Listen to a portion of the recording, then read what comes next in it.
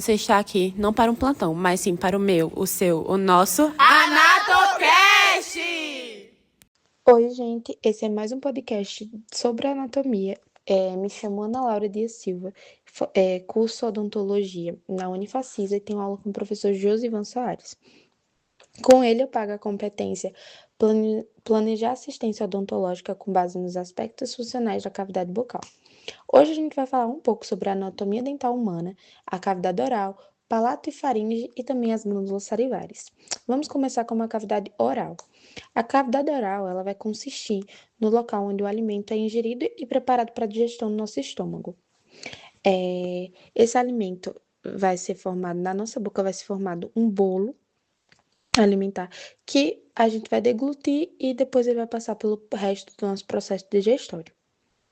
A nossa cavidade oral, ela vai ser dividida em duas partes principais. O vestíbulo da boca, que é uma região semelhante a uma fenda, localizada entre os dentes e a gengiva, e os lábios e as bochechas.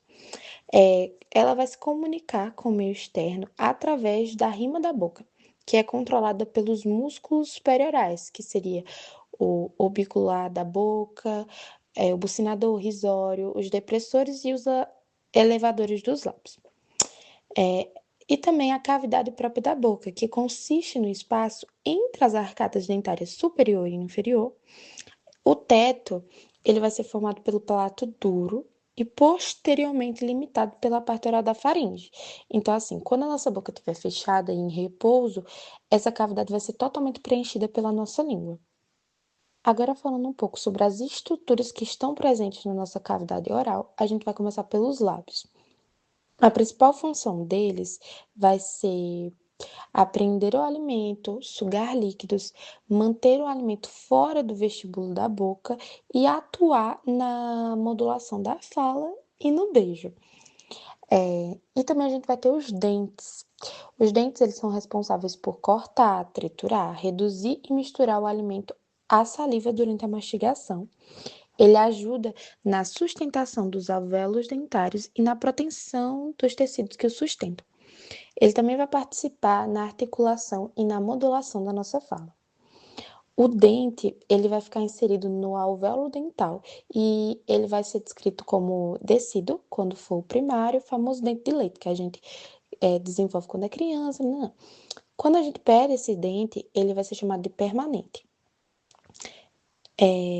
A nossa língua também faz parte da cavidade oral e ela vai ter 8 músculos no total. 4 músculos sendo intrínsecs e 4 extrínsecos. Ela também vai ter a mucosa. E a mucosa, ela vai cobrir totalmente a dorsal da nossa língua e ela vai ser formada por papilas linguais e botões gustativos, que vão funcionar ali como receptores sensitivos do nosso paladar. Existem 4 tipos, que são a papila filiforme, papila fungiforme, papila valada e papila foliácea. Elas vão possuir diferentes formas. A fungiformes, como o próprio nome sugere, ela vai ter formato de fungo. Ela vai ter uma base mais fina que vai aumentando e se arredondando, parecendo ali tipo um cogumelo. Elas vão se localizar na ponta da língua, que é onde a gente vai sentir o gosto do doce. Já as filiformes, elas vão se parecer com filamentos, que vão se prolongando na direção da nossa faringe, e são as papilas mais presentes no dorso da nossa língua e ficam espalhadas por toda a superfície. Esse tipo também é responsável por formar a textura áspera e visível da nossa língua, auxiliando também na nossa higienização bucal. Essa papila vai ser apresentada em todos os tipos de vertebrados e ela é bem proeminente nos gatos, que é até uma curiosidade interessante. Os gatinhos, eles usam essas papilas para se limpar os pelos. Então, assim, a gente, creio eu, que a gente teve essa evolução e essas nossas papilas se encolheram e se tornaram menos proeminentes.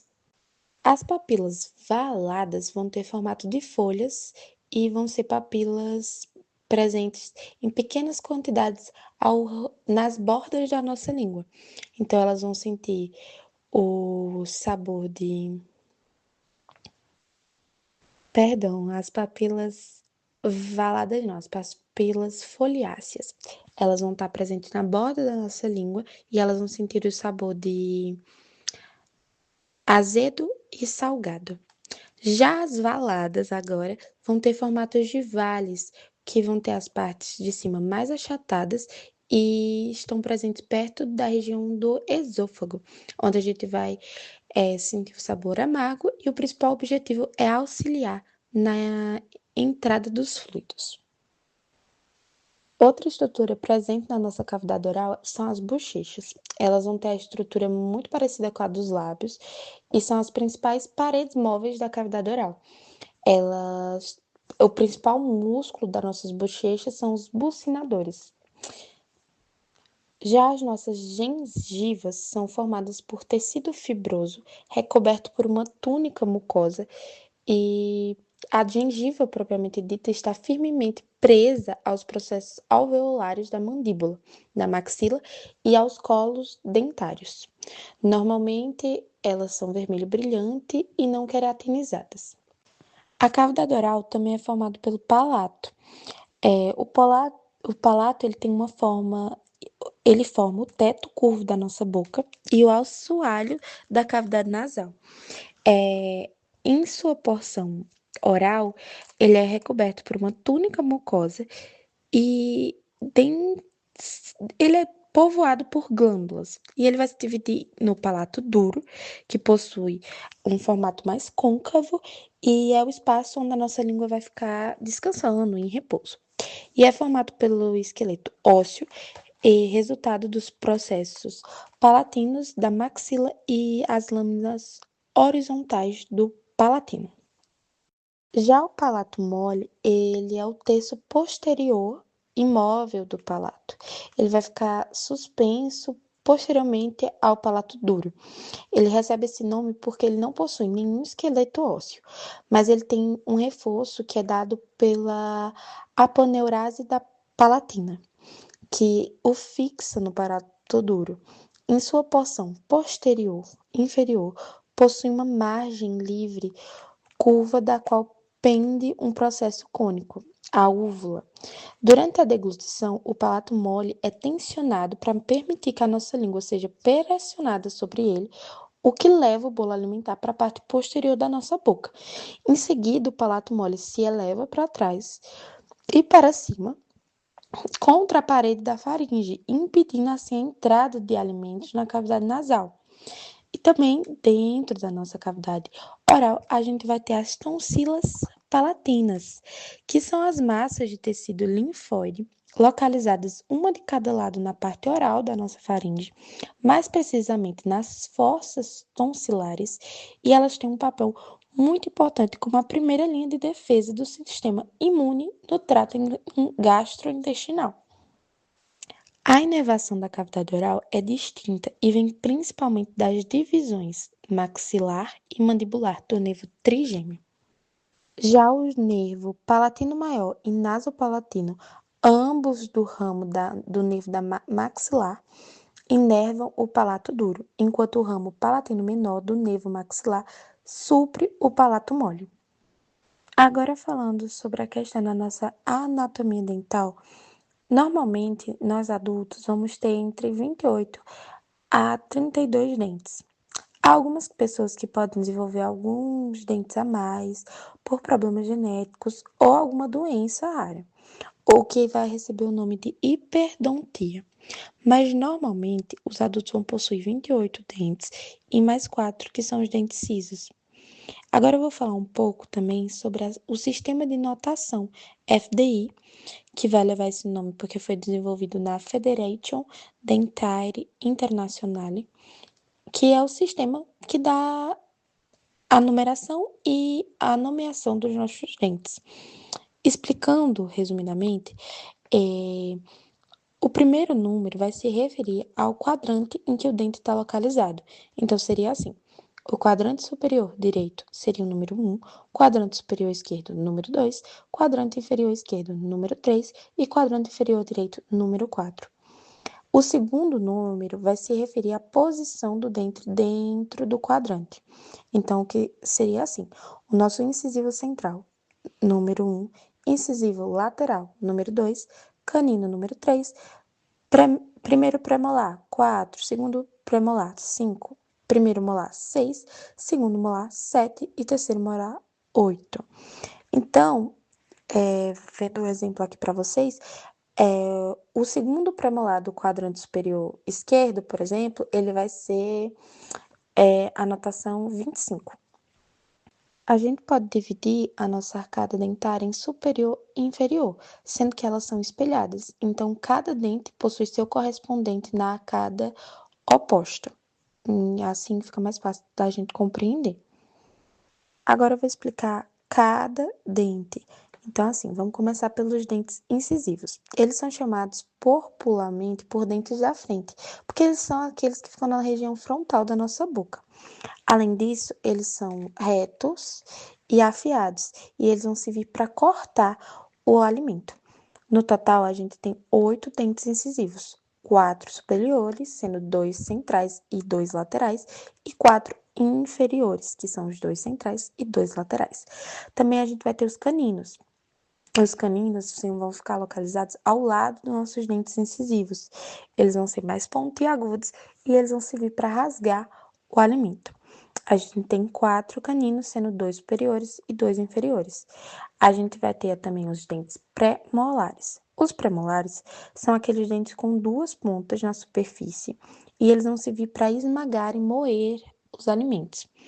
Eles vão ficar localizados após o canino, antes dos molares, e são 8, sendo 4 superiores e 4 inferiores, dividido em cada lado da boca. A gente vai ter também os dentes molares. Estes dentes, eles vão ficar mais no fundo da nossa boca. Na superfície, eles vão ter várias pontas que também vão servir para triturar o alimento na mastigação.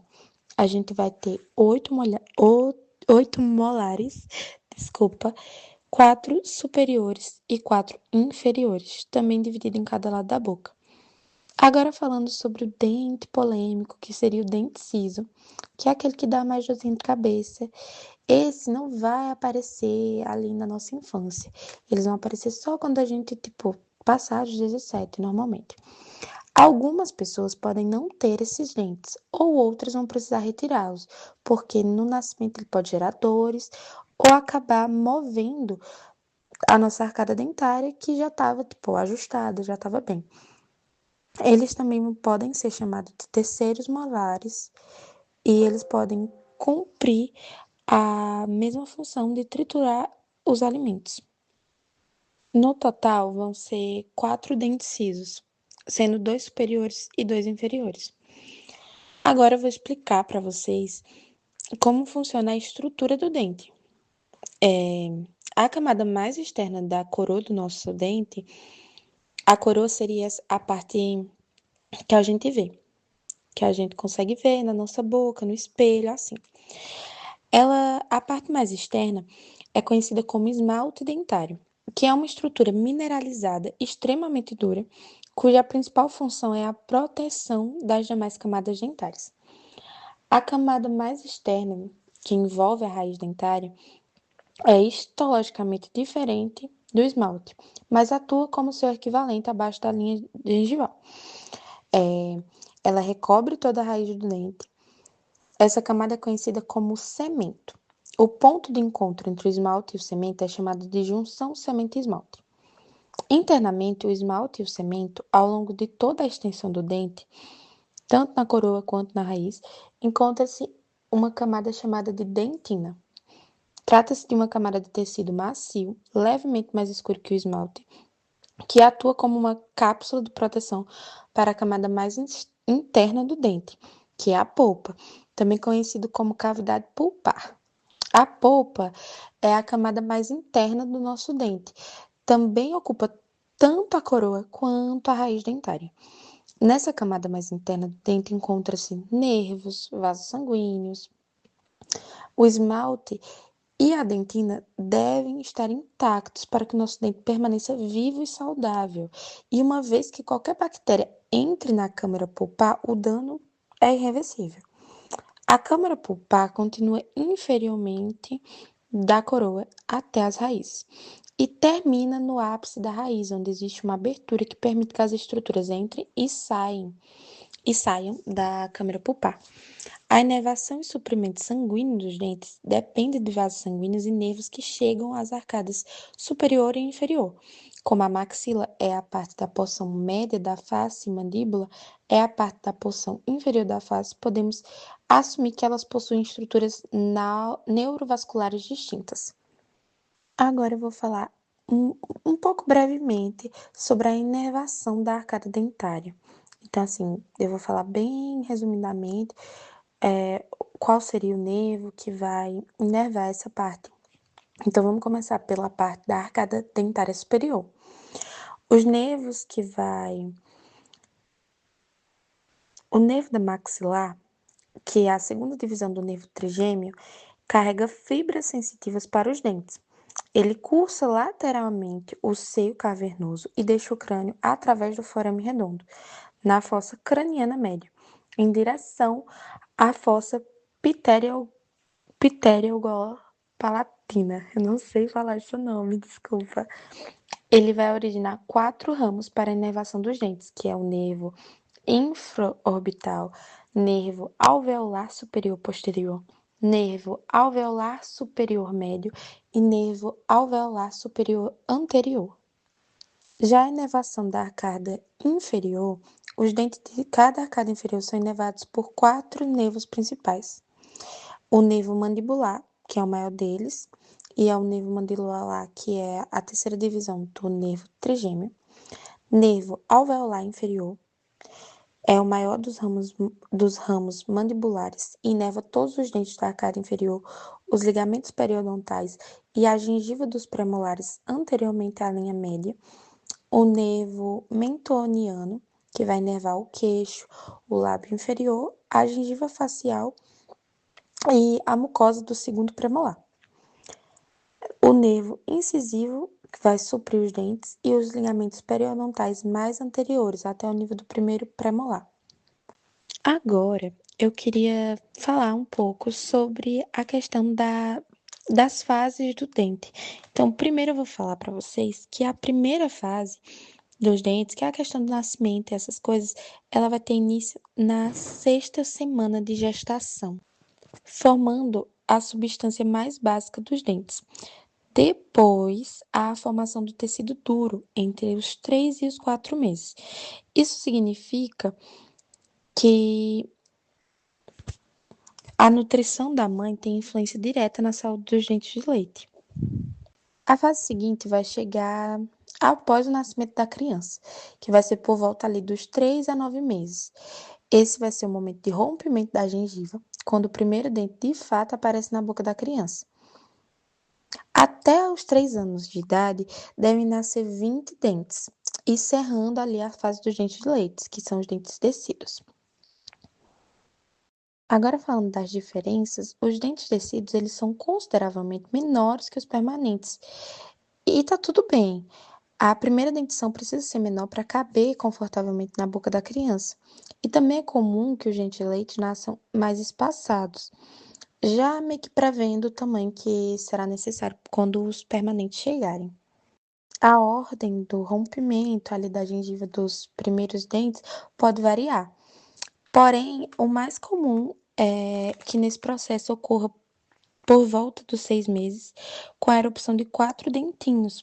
Os dentes de baixo geralmente nascem antes dos de cima, e as erupções costumam acontecer em pares, tipo assim, 2 dentinhos juntos. Também é normal que as meninas passem por essa fase antes dos meninos. É importante falar que cada novo dentinho da criança tem coroa, colo e raiz. Nos dentes de leite, porém, as raízes são absorvidas pela dentição permanente. Isso possibilita que os dentes descidos caiam. Os dentes de leite eles são mais sensíveis que os permanentes, porque eles têm a camada do esmalte mais fina. Por isso que os cuidados com eles devem ser redobrados, para evitar danos bucais já nos primeiros anos de vida da criança. Os dentes de leite vão começar a cair ali por volta dos 6 anos, em um processo que pode durar até os 12 anos de idade. Ou no meu caso, durou até os 15, que foi quando eu perdi meu último dente de leite. Agora eu vou dar mais detalhes sobre uma estrutura que eu já falei, já contextualizei anteriormente, que é o palato. Eu vou começar pelo palato duro. Como eu falei, a parte anterior do palato, que cons- consiste das duas prateleiras palatinas da maxila, que se fundem na linha média, bem como dois processos palatinos dos ossos palatinos. O palato duro, ele é coberto em seu aspecto superior por mucosa respiratória, em seu aspecto inferior por mucosa oral, que recobre uma camada de periósteo e glândulas salivares secretoras de mucosa. No palato duro, a gente vai ter 5 forames, que incluem o forame incisivo, um par de forames palatinos maiores e um par de forames palatinos menores. O forame incisivo contém os nervos nasopalatinos e encontram-se diretamente no posterior aos incisivos centrais. O forame palatino maior, que está localizado logo no medial ao terceiro molar, contém os nervos e vasos palatinos maiores. Já o forame palatino menor contém os nervos e vasos palatinos menores e encontra-se logo posterior ao forame palatino maior. A função do palato duro é tanto a alimentação quanto a fala. Antes que as cirurgias modernas fossem desenvolvidas, as crianças com palatos defeituosos não eram capazes de mamar e frequentemente não sobreviviam. A estrutura é utilizada para criar um vácuo que força o líquido para o interior da nossa boca, de forma que ele possa ser ingerido. Ele também é essencial, juntamente com a língua, para criar certos sons fonéticos. Quando uma pessoa possui uma fenda palatina, ela vai ser incapaz de pronunciar alguns sons ou pronunciam com uma vibração nasal distinta, que torna a dicção um pouco distorcida, digamos assim, ela não fica muito clara. O palato mole, ele vai se encontrar posteriormente ao palato duro. Ele vai ser conhecido por, de fato, não possuir o esqueleto ósseo, por isso que ele fica com esse nome de palato mole, como eu já falei anteriormente. Ele se prende ao palato duro por uma placa aponeurótica e possui uma placa muscular posterior constituída pelo músculo tensor do véu palatino. Uma projeção cônica da borda livre posterior que é suspensa na orofaringe e é conhecida como úvula. O palato mole é limitado superiormente pela mucosa respiratória da cavidade nasal, inferiormente pela mucosa da cavidade oral. Posteriormente, ele não possui limites. Ele se encontra suspenso em um ângulo inferior em direção à laringe, onde ele prende a úvula em sua linha média. Lateralmente, entretanto, ele forma parte da porção superior das pregas palatoglossal e palatofaríngea. E anteriormente ele está conectado ao palato duro através de uma placa, como eu já falei, ao nível da linha vibratória. Essa placa é a aponeurose tendínea, que se estende dos músculos tensores do véu palatino de cada lado. O palato mole, ele é multifuncional. Ele auxilia na fala, na pronúncia de consoantes, juntamente com o dorso da nossa língua. Durante a deglutição, ele se eleva para fechar as passagens nasais e prevenir que qualquer alimento ou líquido entre na cavidade nasal. O mesmo ocorre com a laringe durante o espirro.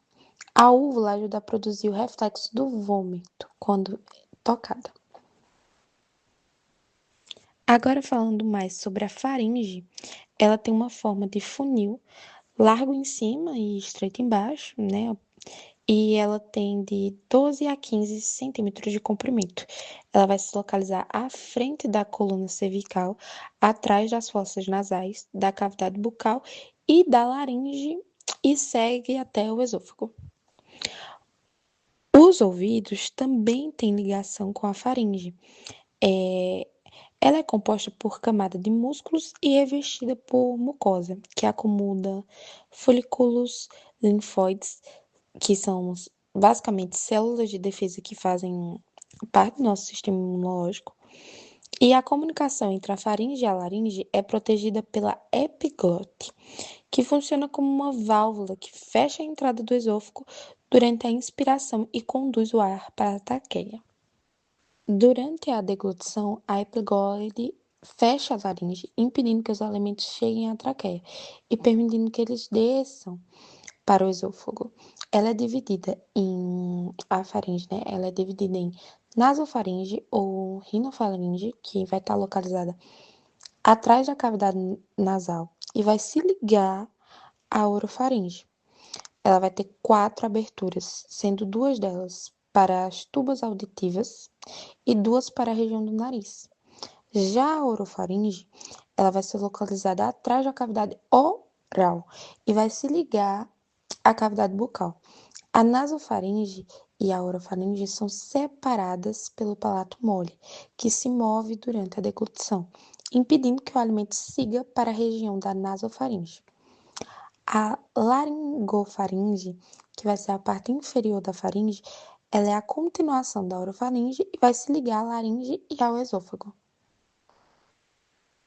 E na região da faringe localizam-se as tonsilas, que eu falei mais cedo, que são revestidas por mucosa e acumulam os folículos linfóides. Alguns dos folículos são denominados de amígdalas, 2 delas, as amígdalas palatinas, que vão se localizar na faringe média, a gente vai conseguir ver elas no fundo da garganta quando abrimos bem a boca. Essas células vão proteger contra os organismos presentes no ar e nos alimentos. A gente pode ter a inflamação dessas amígdalas, que aí seria uma doença chamada de amidalite, que pode ser causada por vírus, que é mais frequente em crianças, ou por bactérias, que atinge mais os jovens e os adultos, ou pela situação da associação dos 2 agentes. Geralmente ela é transmitida por gotículas expelidas quando a gente tosse, espirra, ou também quando a gente beija. Também pode ser provocada quando se compartilha objetos pessoais, como copo, xícara, colher, escova de dente, água, enfim, com outras pessoas, especialmente pessoas que já estão com a doença. Os seres humanos, eles também vão ter, como eu falei, as estruturas chamadas glândulas salivares, que vão estar localizadas no início do nosso trato digestivo. Existem 3 pares de glândulas salivares maiores, que são as glândulas parótidas, as glândulas submandibulares e glândulas sublinguais. As glândulas parótidas são as maiores. Elas vão estar localizadas à frente do pavilhão auricular, sendo responsáveis pela produção de grande parte da nossa saliva e apresentam linfonodos em seu interior e têm íntima relação com o nosso nervo facial, responsável pela movimentação dos músculos da nossa face. Já as glândulas submandibulares, elas vão se encontrar abaixo da nossa mandíbula, com uma porção superficial e uma profunda ao músculo miloioide, apresentando um canal único de drenagem da saliva para a boca, assim como acontece na parotida. Já as glândulas sublinguais, elas vão estar localizadas, como o próprio nome diz, abaixo da nossa língua. Também podem ser encontradas aos pares, assim como as anteriores, e elas vão produzir saliva em menor quantidade, mas elas apresentam importante função no início do nosso processo digestivo e difere das anteriores, pois apresentam múltiplos ductos salivares que drenam a saliva para o assoalho da boca. Já as nossas glândulas salivares menores, elas são distribuídas abaixo da mucosa da boca e faringe, principalmente pelo palato, que é a região interna da bochecha, o soalho e a faringe. Elas vão complementar a função de produção de saliva, sendo importantes na lubrificação do bolo alimentar e auxiliando na mastigação e na nossa deglutição. A função das nossas glândulas salivares é produzir e secretar a saliva e fazem isso a todo momento. Elas mantêm a umidade da nossa cavidade oral. Elas também liberam esse fluxo quando há estímulos visuais, auditivos, de memória e quando nos alimentamos, para dar início ao processo digestivo. A saliva tem mais de uma função no nosso organismo e ela mantém as mucosas do trato aerodigestivo alto e hidratadas, garantindo sua vitalidade e proteção. Elas têm ação direta no nosso processo contínuo de mineralização e desmineralização dos dentes, então também influencia a saúde deles. Quando a gente mantém um bom fluxo salivar, a gente garante uma higienização natural da boca e não podemos esquecer que quando elas estão devidamente equilibradas, tem a função de manter a estabilidade do nosso pH, nosso pH bucal, prevenindo problemas como cáries e a erosão dentária. Além de tudo isso, a saliva contribui com o processo de digestão de alimentos. Apresenta uma série de enzimas que iniciam ainda na boca o processo químico da digestão. A principal delas é a ptialina, ou a miálise salivar, responsável pela digestão do amido. Existem outras enzimas na saliva, assim como grande quantidade de sais minerais, sendo mais abundante o cálcio. Então, esse foi o nosso podcast. Eu passei um pouquinho aí do tempo, mas eu espero que tenha esclarecido e tenha sido objetiva nos nossos assuntos. E é isso, muito obrigada pela atenção. Agora vocês vão ficar com a minha amiga Beatriz, que vai falar para vocês um pouco sobre a cavidade nasal e os seios paranasais. Olá, pessoal. Meu nome é Beatriz Garcia e darei continuidade ao podcast de Ana Laura com conteúdo de cavidade nasal. A cavidade nasal é essencial tanto na respiração quanto para nossas percepções dos odores, no olfato. O nariz é a parte mais proeminente da face humana. Ele possui partes internas e externas. A parte interna do nariz é chamada de cavidade nasal. Ela está envolvida na respiração, olfato, fala e paladar. A anatomia nasal é externa e bastante simples. O nariz é uma estrutura piramidal, com sua raiz localizada superiormente e seu ápice encontrado-se inferiormente. A raiz é contínua com a fronte, e a parte entre a raiz e o ápice é chamada de dorso do nariz.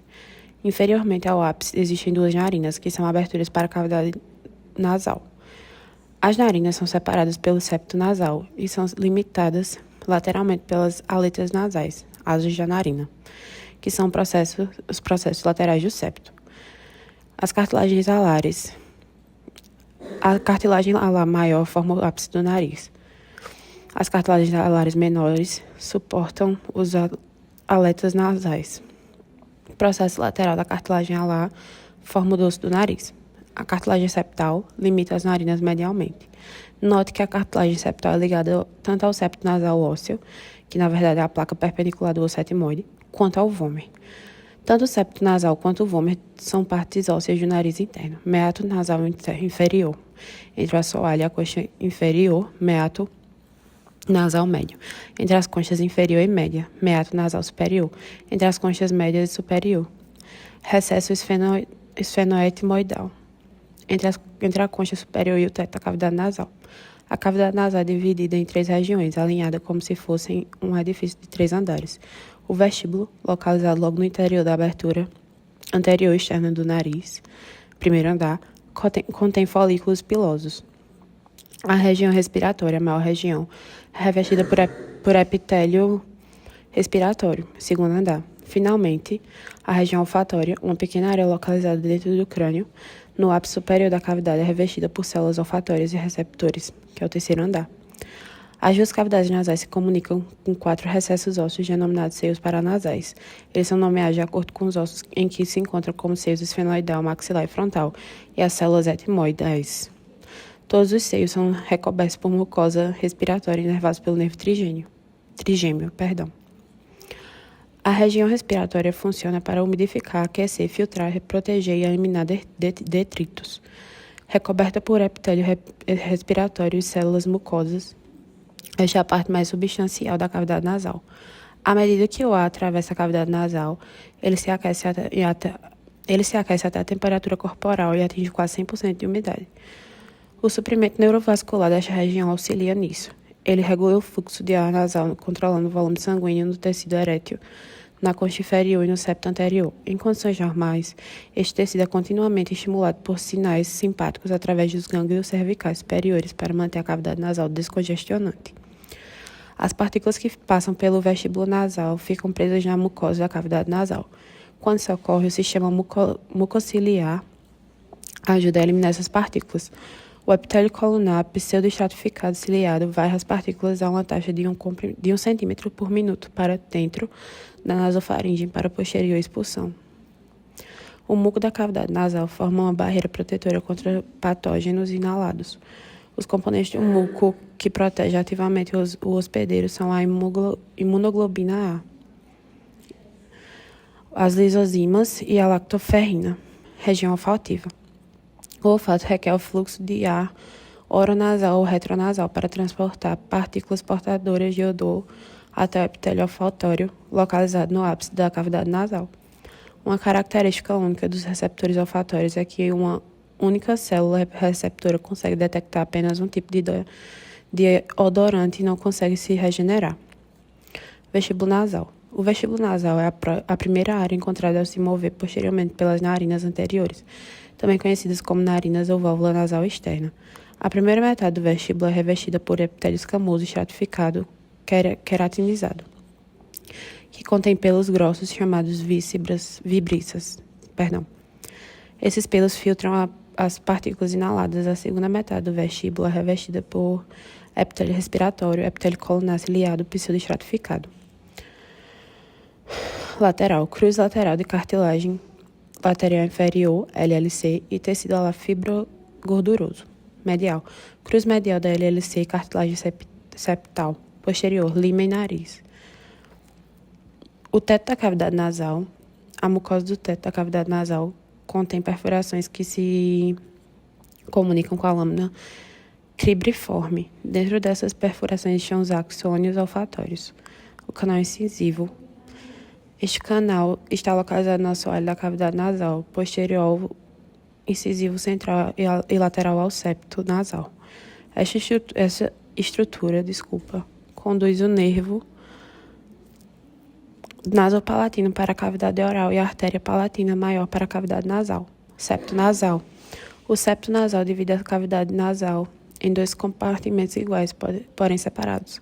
Cartilagem e osso compõem o septo nasal. Ele é revestido por epitélio escamoso, que difere das paredes laterais da cavidade nasal. Uma porção do septo anterior é revestida por tecido erétil. Ele também contribui para as projeções laterais, chamadas cartilagens laterais superiores, que constitui o terço médio do nariz. O segmento ósseo do septo é pneumatizado e, quando se expande excessivamente, tem o potencial de obstruir o fluxo de ar. Abaixo estão os componentes do septo. Cartilagem quadrangular septal. Esta é a porção mais anterior do septo. Ela contém o plexo de Kieselbach. Placa perpendicular do etimoide. É uma projeção vertical da placa cribriforme do etimoide inferiormente à cartilagem septal. Vômer, localizado inferiormente e ligeiramente posterior à lâmina perpendicular do etimoide. Insere-se inferiormente à crista nasal da maxila e ao osso palatino. Crista nasal da maxila e osso palatino. Juntos, esses ossos formam o suporte inferior da cartilagem septal. Espinha nasal anterior da maxila. É uma projeção óssea formada pelos ossos maxilares pareados. Localiza-se anteriormente à abertura piriforme e é palpável na porção superior do filtro labial. A parede lateral da cavidade nasal possui 3 ossos curvados inferiormente, projetados medialmente, chamados conchas. As conchas médias e superiores fazem parte do osso etimoide, enquanto a concha inferior é um osso completamente separado. Existe uma variante normal chamada concha suprema. Essas conchas, quando cobertas por mucosa, são denominadas cornetos. Os cornetos aumentam a área de superfície da cavidade nasal para auxiliar em suas funções de umidificação, aquecimento e umidificação do ar. Os cornetos criam 3 canais. 3 desses canais são denominados meatos, e o quarto é o recesso esfenoetimoidal. Ossos de parede lateral. Osso etimoidal, lâmina perpendicular do osso palatino. A placa medial do processo pterigoide do osso esfenoide, superfície medial dos ossos lacrimais e maxilares, concha inferior. Recesso esfenoetimoidal. localizado superiormente ao corneto superior e inferiormente ao teto da cavidade nasal, que é o local de drenagem dos seios esfenoidal. Meatos. Meato superior, localizado inferiormente ao corneto superior e superiormente ao corneto médio. Este é o local de drenagem do seio etmoidal posterior. Meato médio, localizado inferiormente ao corneto médio e superiormente ao corneto inferior. Existem diversas estruturas dentro desse meato. Este é o local de drenagem dos seios frontal, etmoidal, anterior e maxilar. Meato inferior, localizado inferiormente ao corneto inferior e superiormente ao assoalho da cavidade nasal. O ducto nasolacrimal drena as lágrimas do saco lacrimal, na face medial do olho, para a porção anterior neste meato, através da válvula de Hasner. Límen nariz. O límen nariz é uma crista mucosa que delimita o limite posterior do vestíbulo nasal e o limite anterior da cavidade nasal propriamente dita. Os seios paranasais são cavidades ou túneis pequenos. Eles são denominados paranasais porque estão localizados em torno ou próximo ao nariz. A cavidade nasal se abre, para uma rede de seios maxilares na área da face, abaixo dos olhos e de cada lado do nariz, seios frontais, acima da parte interna da cavidade ocular e da área das sobrancelhas, seios esfenoidais atrás do nariz e entre os olhos, seios etmoidais. Acima do nariz entre os olhos, a cavidade nasal e os seios paranasais têm várias funções. Ajudar a filtrar o ar que respiramos, aquecer e umidificar o ar que chegará aos pulmões, dar ressonância à voz, aliviar o peso do crânio, fornecer a estrutura óssea para o rosto e os olhos.